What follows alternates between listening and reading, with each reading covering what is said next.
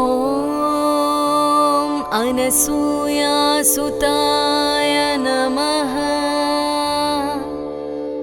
ॐ दत्ताय नमः।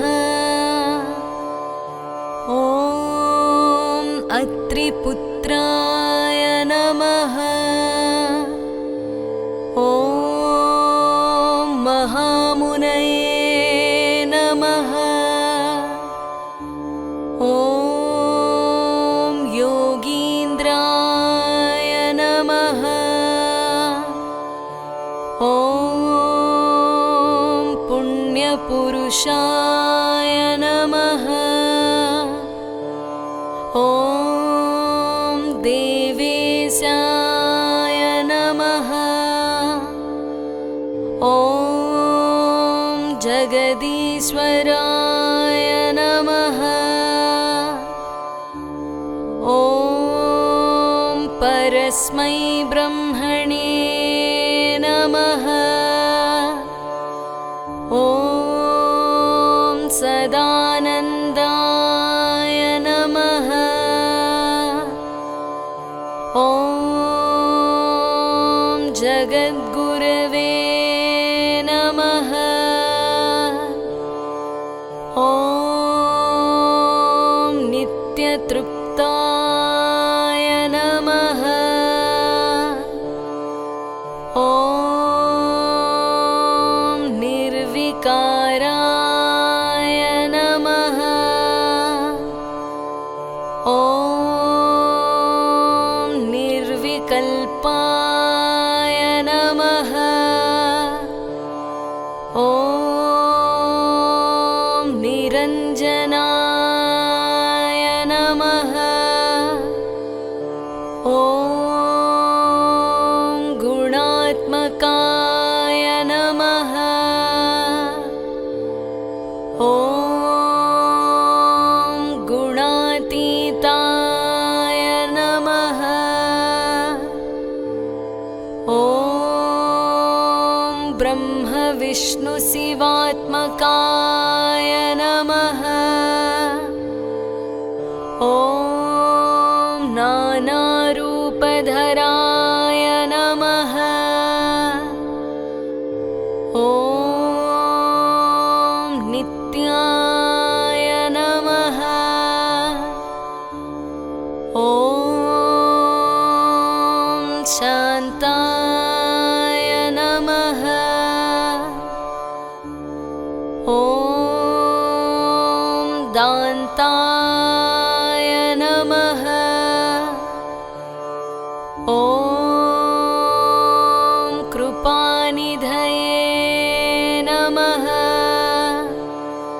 ॐ भक्तप्रियाय नमः। ॐ भवहराय नमः। ॐ भगवते नमः। ॐ भवनाशनाय नमः। ॐ आदिदेवाय नमः। ॐ महादेवाय नमः। ॐ सर्वेशाय नमः। ॐ भुवनेश्वराय नमः। ॐ वेदान्तवेद्याय नमः। ॐ वरदाय नमः। ॐ विश्वरूपाय नमः। ॐ अव्ययाय नमः। ॐ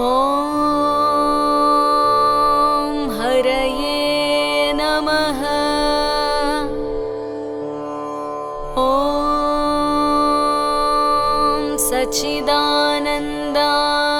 नमः। ॐ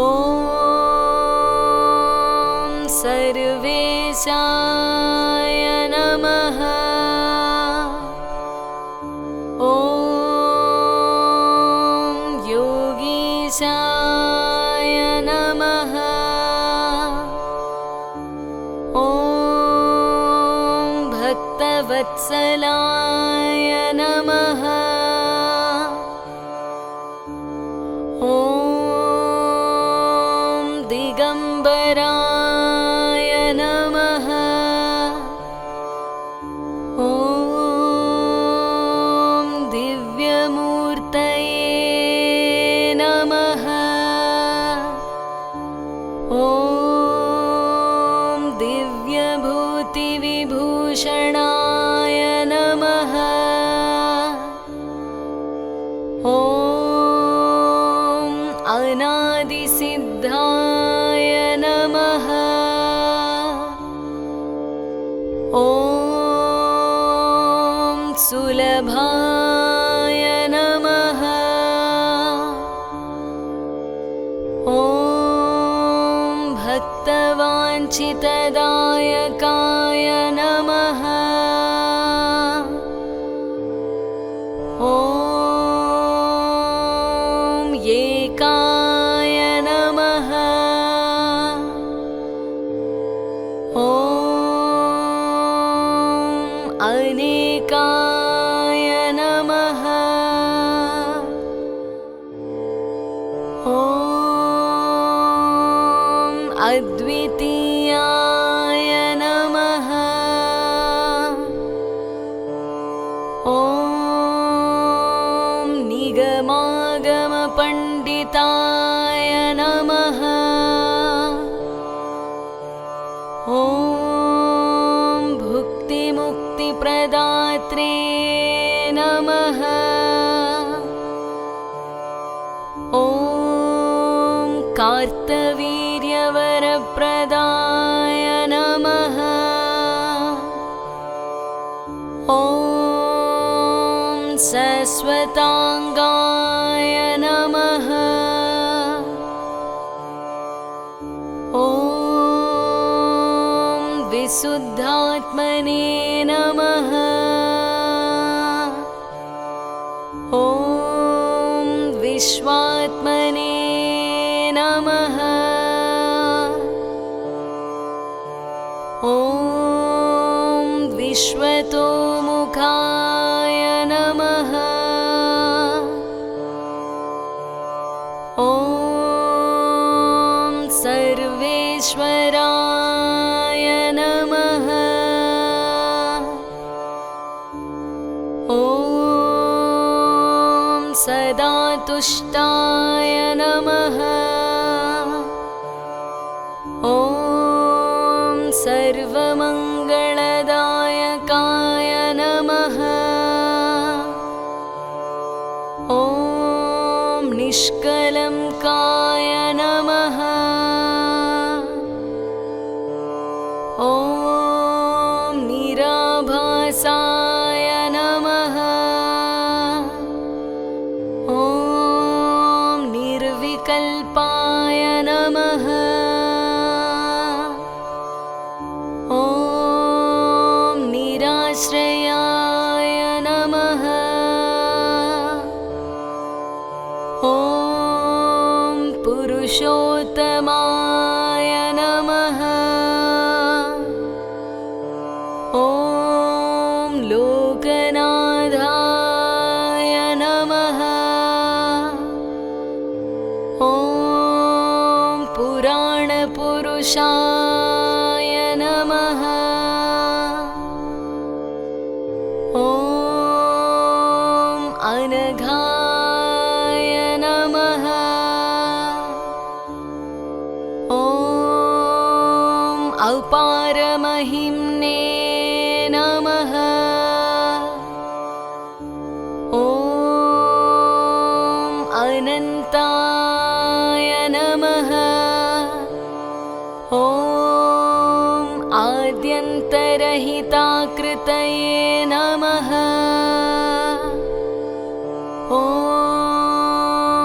संसारवनदावाग्नये नमः। ॐ भवसागरतारकाय नमः। ॐ श्रीनिवासाय नमः। ॐ विशालाक्षाय नमः। ॐ क्षीराभिशयनाय नमः। ॐ अच्युताय नमः। ॐ सर्वपापक्षयकराय नमः। ॐ तापत्रयनिवारणाय नमः। ॐ लोकेशाय नमः। ॐ सर्वभूतेशाय नमः। ॐ व्यापकाय नमः। ॐ करुणामयाय नमः। ॐ ब्रह्मादिवन्दितपदाय नमः। ॐ मुनिवन्द्याय नमः। ॐ स्तुतिप्रियाय नमः। ॐ नामरूपक्रियातीताय नमः। ॐ निःस्पृहाय नमः। ॐ निर्मलात्मकाय नमः। ॐ मायाधीशाय नमः। ॐ महात्मने नमः। ॐ महादेवाय नमः। ॐ महेश्वराय नमः। ॐ व्याघ्रचर्माम्बरधराय नमः। ॐ नागकुण्डलभूषणाय नमः। ॐ सर्वलक्षणसम्पूर्णाय नमः। ॐ सर्वसिद्धिप्रदायकाय नमः। ॐ सर्वज्ञाय नमः। ॐ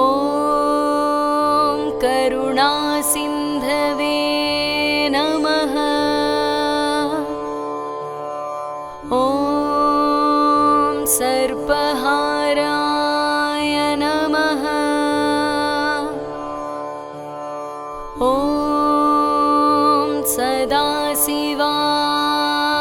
नमः। ॐ सह्याद्रिवासाय नमः। ॐ सर्वात्मने नमः। ॐ भवबन्धविमोचनाय नमः। ॐ विश्वम्भराय नमः। ॐ विश्वनाथाय नमः। ॐ जगन्नाथाय नाथाय नमः। ॐ जगत्प्रभवे नमः।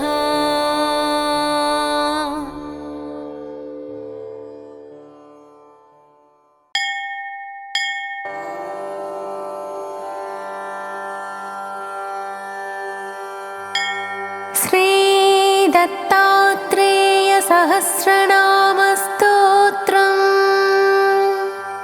मुनयः ऊचुः निखिलागमतत्त्वज्ञ ब्रह्मध्यानपरायण वदास्माकं मुक्त्युपायं सूत सर्वोपकारकम्। सर्वदेवेषु को देवः सत्यो मोक्षप्रदो भवेत्। को मनुर्वा भवेत् तस्य सत्यः प्रीतिकरो ध्रुवम्। सूत उवाच निगमागमतत्त्वज्ञो ह्यवधूतश्चिदम्बरः भक्तवात्सल्यप्रवणो दत्त एव हि केवलः। सदा प्रसन्नवदनो भक्तचिन्तैकतत्परः। तस्य नामान्यनं तानि वर्तन्ते थाप्यधः परम्। दत्तस्य नाम साहस्रं तस्य प्रीतिविवर्धनम्। यस्त्विदं पठते नित्यं दत्तात्रेयैकमानसः मुच्यते सर्वपापेभ्यः स सत्यो नात्र संशयः। अन्ते तद्धाम संयाति पुनरावृत्तिदुर्लभम्। अस्य श्रीमद्दत्तात्रेयसहस्रनामस्तोत्रमन्त्रस्य अवधूतऋषिः अनुष्टुप् छन्दः दिगम्बरो देवता। ॐ बीजं ह्रीं शक्तिः क्रौं कीलकम्। श्रीदत्तात्रेयप्रीत्यर्थे जपे विनियोगः। अथ ध्यानम्। दिगम्बरं भस्मविलेपिताङ्गं बोधात्मकं मुक्तिकरं प्रसन्नं निर्मानसं श्यामतनुं भजेऽहं। दत्तात्रेयं ब्रह्मसमाधियुक्तम्। अथ स्तोत्रम्। दत्तात्रेयो महायोगी योगेशश्चामरप्रभुः मुनिर्दिगम्बरो बालो मायामुक्तो मदापहः। अवधूतो महानाथः शङ्करो मरवल्लभः। महादेवश्चादिदेवः पुराणप्रभुरीश्वरः। सत्त्वत्कृत्सत्त्वत्कृद्भावः सत्त्वात्मा सत्त्वसागरः। सत्त्ववित् सत्त्वसाक्षी च सत्त्वसाध्यो मराधिपः। भूतकृद्भूतभृच्चैव भूतात्मा भूतसम्भवः। भूतभावो भवो भूतवित् तथा भूतकारणः। भूतसाक्षी प्रभूतिश्च भूतानां परमागतिः। भूतसङ्गविहीनात्मा भूतात्मा भूतशङ्करः। भूतनाथो महाधादिनाथो महेश्वरः। सर्वभूतनिवासात्मा भूतसन्तापनाशनः। सर्वात्मा सर्वभृत् सर्वः सर्वज्ञः सर्वनिर्णयः। सर्वसाक्षी बृहद्भानुः सर्ववित् सर्वमङ्गलः। शान्तः सत्यः समः पूर्णो एकाकी कमलापतिः। रामो रामप्रियश्चैव विरामो रामकारणः। शुद्धात्मा पावनोऽनन्तः प्रतीतः परमार्थभृत्। हंससाक्षी विभुश्चैव प्रभुः प्रलय इत्यपि। सिद्धात्मा परमात्मा च सिद्धानां परमागतिः। सिद्धिसिद्ध सिद्धस्तथा साध्यः साधनो युक्तमस्तथा सुलक्षणः सुमेधावी विद्यावान् विगतान्तरः विज्वरश्च महाबाहुर्बहुलानन्दवर्धनः अव्यक्तपुरुषः प्राज्ञः परज्ञः परमार्थतृप् परापरविनिर्मुक्तो युक्तस्तत्त्वप्रकाशवान् दयावान् भगवान् भावी भावात्मा भावकारणः भवसन्तापनाशश्च पुष्पवान् पण्डितो बुधः प्रत्यक्षवस्तुर्विश्वात्मा प्रत्यग्ब्रह्म सनातनः प्रमाणविगतश्चैव प्रत्याहारनियोजकः प्रणवः प्रणवातीतः प्रमुखः प्रलयात्मकः मृत्युञ्जयो विविक्तात्मा शङ्करात्मा परो वपुः परमस्तनुविज्ञेय परमात्मनि संस्थितः प्रबोधकलनाधार प्रभावप्रवरोत्तमः चिदम्बरश्चिद्विलासश्चिदाकाशश्चिदुत्तमः चित्तचैतन्यचित्तात्मा देवानां परमागतिः अचेत्यश्चेतनाधारश्चेतनाचित्तविक्रमः चित्तात्मा चेतनारूपो लसत्पङ्कजलोचनः परं ब्रह्म परं ज्योतिः परं धाम परं तपः परं सूत्रं परं तन्त्रं पवित्र परमोहवान् क्षेत्रज्ञः क्षेत्रगः क्षेत्राधारः पुरञ्जनः क्षेत्रशून्यो लोकसाक्षी क्षेत्रवान् बहुनायकः योगेत्रो योगपूज्यश्च योग्य आत्मविदां शुचिः योगमायाधरस्थाणुरचलः कमलापतिः योगेशो योगनिर्माता योगज्ञानप्रकाशनः योगपालो लोकपालः संसारतमनाशनः गुह्यो गुह्यतमो गुप्तो मुक्तो युक्तः सनातनः गहनो गगनाकारो गम्भीरो गणनायकः गोविन्दो गोपतिर्गोप्ता गोभागो भावसंस्थितः गोसाक्षी गोतमारिश्च गान्धारो गगनाकृतिः योगयुक्तो भोगयुक्तः शङ्कामुक्तसमाधिमान् सहजः सकलेशानः कार्तवीर्यवरप्रदः सरजो विरजो पुंसो पावनः पापनाशनः परावरविनिर्मुक्तः परं ज्योतिः पुरातनः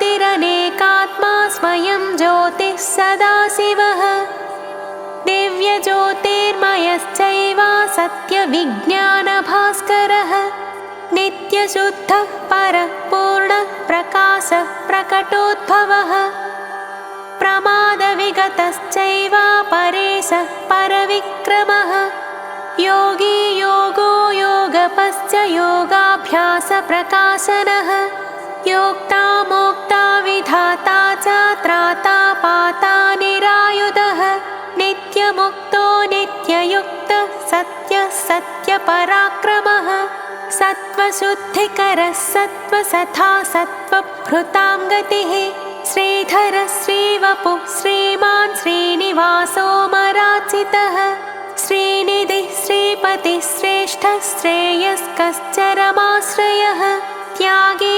त्यागार्थसम्पन्नस्त्यागात्मा त्यागविग्रहः त्यागलक्षणसिद्धात्मा त्यागज्ञस्त्यागकारणः भोगो भोक्ता तथा भोग्यो भोगसाधनकारणः भोगी भोगार्थसम्पन्नो भोगज्ञानप्रकाशनः केवलः केशवः कृष्णः कामवासा कमलालयः कमलासनपूज्यश्च हरिरज्ञानखण्डनः महात्मा महदादिश्च महेशोत्तमवन्दितः मनोबुद्धिविहीनात्मा मानात्मा मानवाधिपः भुवनेश यशो विभूतिश्च धृतिर्मेधा स्मृतिर्दया दुःखदावानलो बुद्धः प्रबुद्धः परमेश्वरः कामः क्रोधः चैव दम्भदर्पमदापहः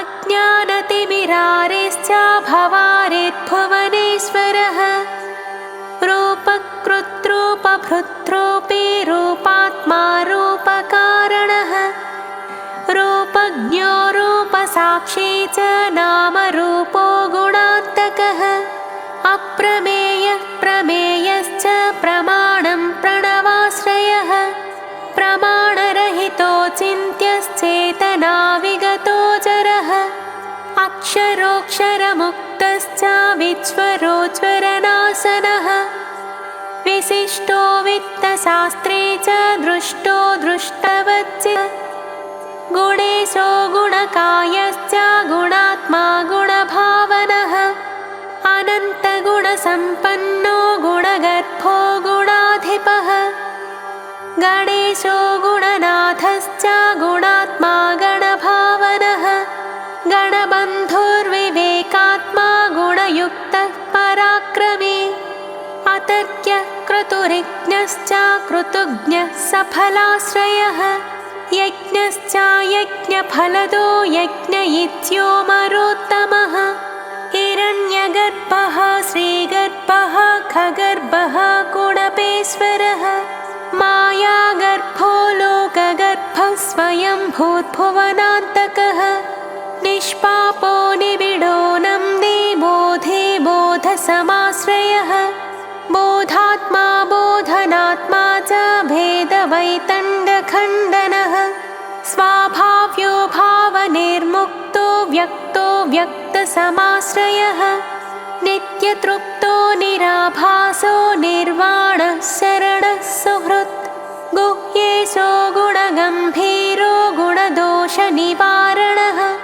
गुणसङ्गविहीनश्च योगारेतर्पणासनः आनन्दः परमानन्दः स्वानन्दसुखवर्धनः सत्यानन्दश्चिदानन्दः सर्वानन्दपरायणः सद्रूपः सहजः सत्यः स्वानन्दः सुमनोहरः सर्वः सर्वान्तरश्चैव पूर्वात् पूर्वतरस्तथा खमयः खपरः खादिः खं ब्रह्म खतनुः खगः खवासाः खविहीनश्च खनिधिः खपराश्रयः अनन्तश्चादिरूपश्च सूर्यमण्डलमध्यगः अमोघः परमामोघः परोक्षः परदः कविः विश्वचक्षुर्विश्वसाक्षी विश्वबाहुधनेश्वरः धनञ्जयो महातेजास्तेजिष्ठसैजसः सुखी ज्योतिर्ज्योतिर्मयो जेता ज्योतिषां ज्योतिरात्मकः ज्योतिषामपि ज्योतिश्च जनको जनमोहनः जितेन्द्रियो जितक्रोधो जितात्मा जितमानसः जितसङ्गो जितप्राणो जितसंसारवासनः निर्वासनो निरालम्बो निर्योगक्षेमवर्जितः निरीहो निरहङ्कारो निराशीर्निरुपाधिकः नित्यबोधो विविक्तात्मा विशुद्धोत्तमगौरवः विद्यार्थी परमार्थी च श्रद्धार्थी साधनात्मकः प्रत्याहारी निराहारी सर्वाहारपरायणः नित्यशुद्धो निराकाङ्क्षी पारायणपरायणः अणुरणुतरः सूक्ष्मस्थूलस्थूलतरस्तथा एकस्तथानेकरूपो विश्वरूपः सनातनः नैकरूपो विरूपात्मा नैकबोधमयस्तथा नैकनाममयश्चैव नैकविद्याविवर्धनः एकश्चैकान्तिकश्चैव नानाभावविवर्जितः एकाक्षरस्तथा बीजः पूर्णबिम्बः सनातनः मन्त्रवीर्यो मन्त्रबीजः शास्त्रवीर्यो जगत्पतिः नानावीर्यधरश्चैव शक्रेशः पृथिवीपतिः प्राणेशः प्राणदः प्राणायामपरायणः प्राणपञ्चकनिर्मुक्तः कोशपञ्चकवर्जितः निश्चलो निष्कलो संगो निष्प्रपञ्चो निरामयः निराधारो निराकारो निर्विकारो निरञ्जनः निष्प्रतीतो निराभासो निरासक्तो निराकुलः निष्ठा सर्वगतश्चैव निरारम्भो निराश्रयः निरन्तरः सर्वगोप्ता शान्तो दान्तो महामुनिः निःशब्दः सुकृतः स्वस्थः सत्यवादी सुरेश्वरः ज्ञानदो ज्ञानविज्ञानी ज्ञानात्मानन्दपूरितः ज्ञानयज्ञविदां दक्षो ज्ञानाग्निज्वलनो बुधः दयावान् भवरोगारिश्चिकित्साचरमागतिः चन्द्रमण्डलमध्यस्थश्चन्द्रकोटिषु शीतलः यन्त्रकृत्परमो यन्त्री यन्त्रारूढापराजितः यन्त्रविद्यन्त्रवासश्च यन्त्राधारो धराधरः तत्त्वज्ञस्तत्त्वभूतात्मा महत्तत्त्वप्रकाशनः तत्त्वसङ्ख्यानयोगज्ञा साङ्ख्यशास्त्रप्रवर्तकः अनन्तविक्रमो देवो माधवश्च धनेश्वरः साधुः साधुवरिष्ठात्मा सावधानो मरोत्तमः निस्सङ्कल्पो निराधारो दुर्धरो ह्यात्मवित्पतिः आरोग्यसुखदश्चैव प्रवरो वासवस्तथा परेशः परमोदारः प्रत्यक्षैतन्यदुर्गमः दुराधर्षो दुरावासो दूरत्वपरिणासनः वेदविद्वेदकृद्वेदो वेदात्मा विमलाशयः विविक्तसेवी च संसारश्रमनाशनस्तथा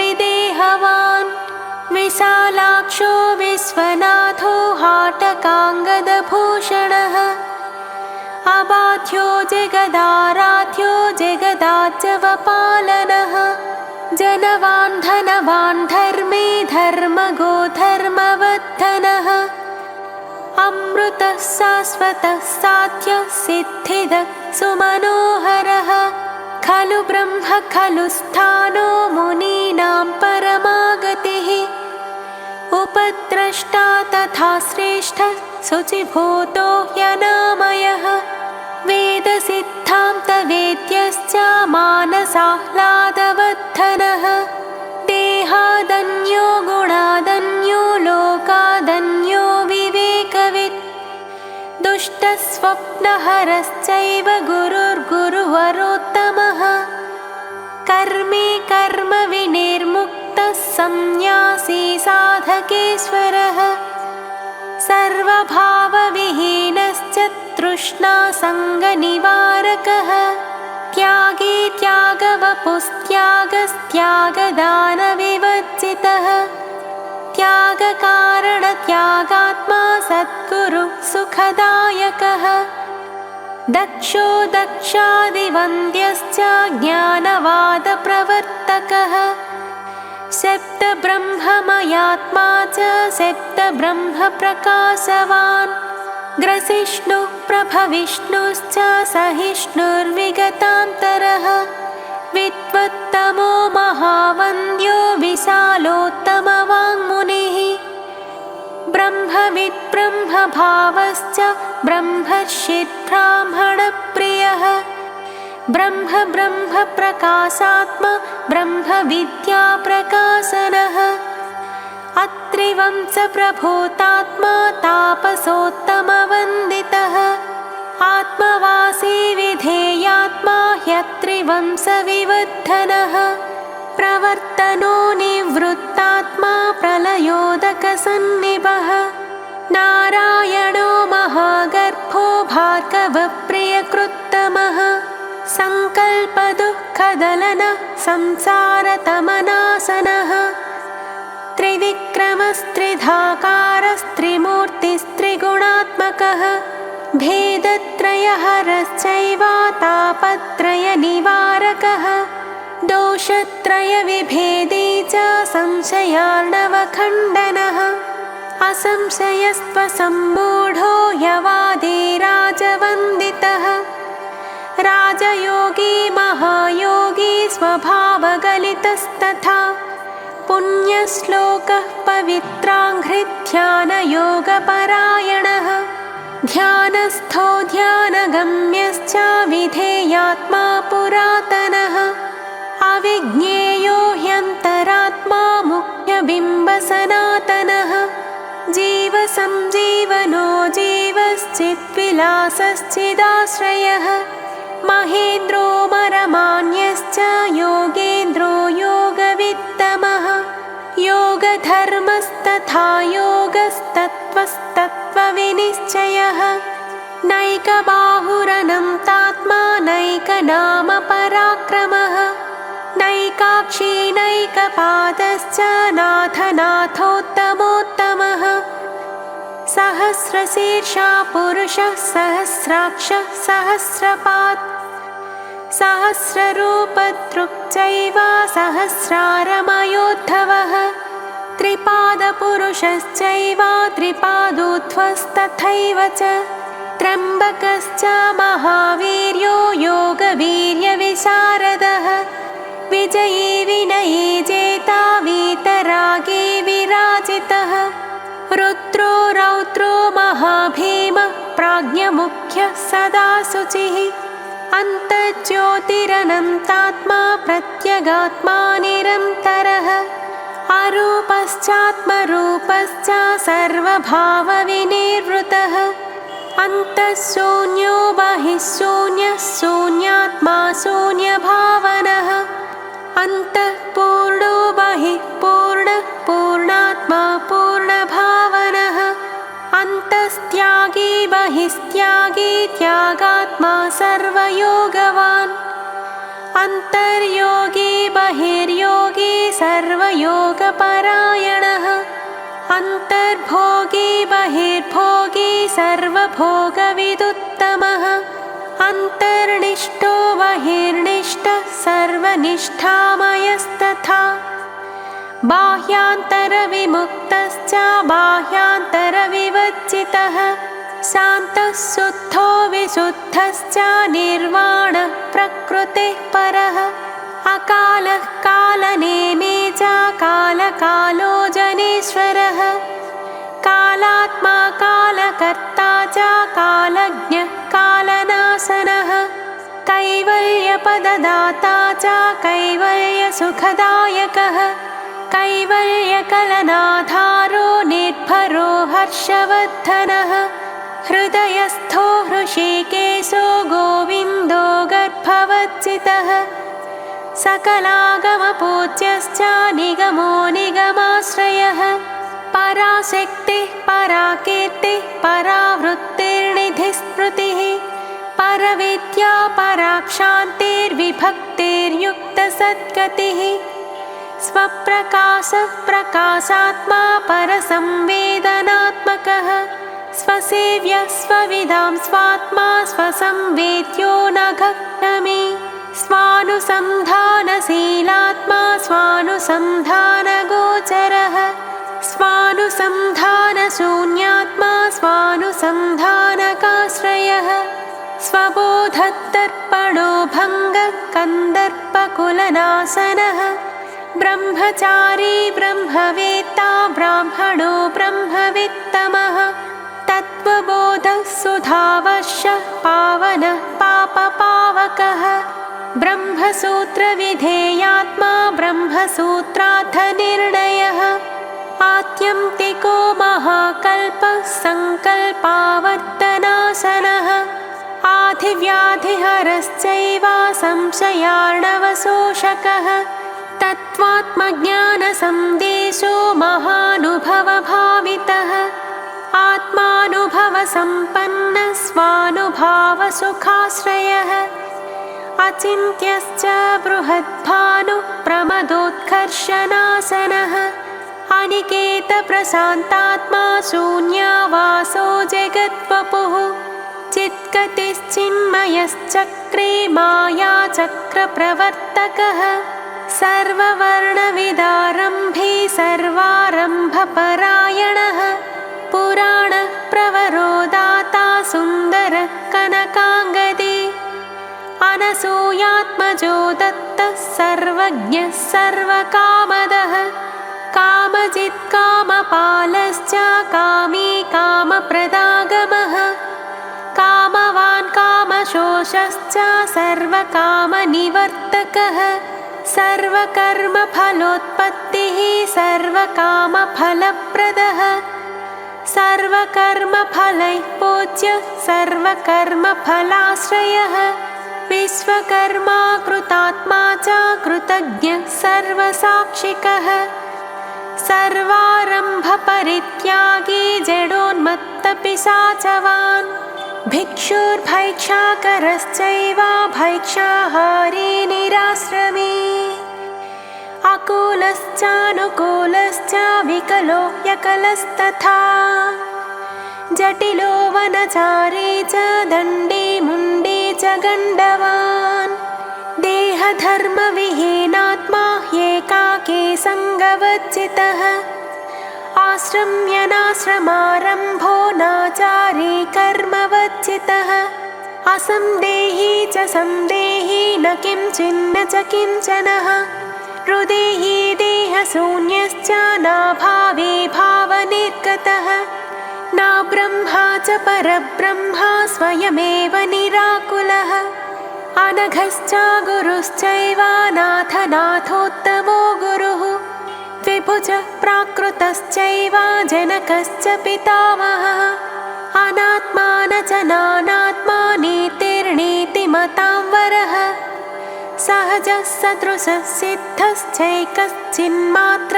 एव च न कर्तापि च कर्ता च भोक्ता भोगविवर्जितः तुरीयस्तुरीयातीतः स्वच्छः सर्वमयस्तथा सर्वाधिष्ठानरूपश्च सर्वध्येयविवर्जितः सर्वलोकनिवासात्मा सकलोत्तमवन्दितः देहभृद्देहकृच्चैव देहात्मा देहभावनः देही देहविभक्तश्च देहभावप्रकाशनः लयस्थो लयविच्चैव लयाभावश्च बोधवान् लयातीतो लयस्यान्तो लयभावनिवारणः विमुखः प्रमुखश्चैव प्रत्यन्मुखवदाचरे विश्वभुग्विश्वधृग् विश्वो विश्वक्षेमकरस्तथा अविक्षिप्तो प्रमादी च परद्धिः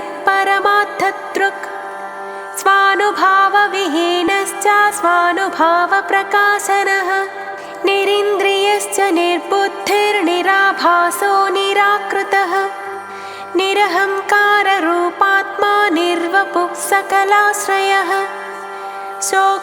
शोकदुःखहरश्चैव भोगमोक्षफलप्रदः सुप्रसन्नस्तथा सूक्ष्मः शब्दब्रह्मार्थसङ्ग्रहः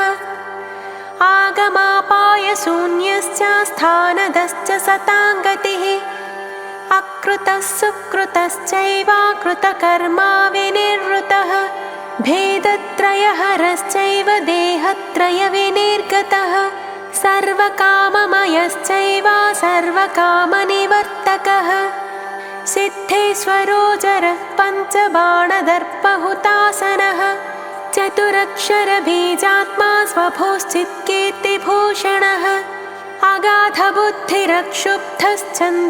अगाधबुद्धिरक्षुब्धश्चन्द्रसूर्याग्निलोचनः यमदंश्रोतिसंहर्ता परमानन्दसागरः लीलाविश्वम्भरो भानुर्भैरवो भीमलोचनः ब्रह्मचर्माम्बर कालकारः कालस्त्वचलश्चलनान्तकः आदिदेवो जगत्योनिर्वासवारिविमर्दनः विकर्म कर्म कर्मज्ञो अनन्यगमको गमः अबद्धकर्मशून्यश्च कामरागकुलक्षयः योगान्धकारमथनः पद्मजन्मादिवन्दितः भक्तकामोऽग्रजश्चक्रे भावनिर्भावभावकः भेदान्तको महानग्र्यो निगूहो गोचरान्तकः कालाग्निशमनः शङ्खचक्रपद्मगदाधरः दीप्तो दीनपतिः शास्ता स्वच्छन्दो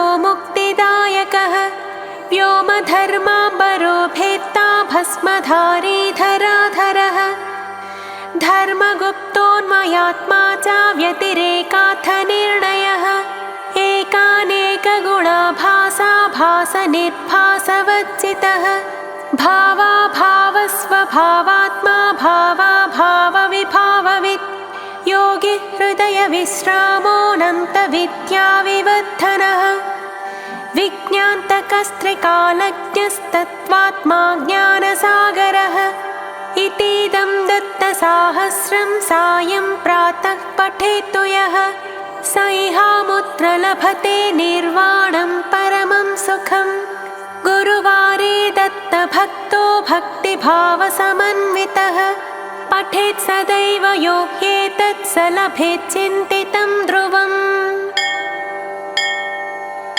इति श्रीमद्दत्तात्रेयपुराणे श्रीदत्तात्रेयसहस्रनाम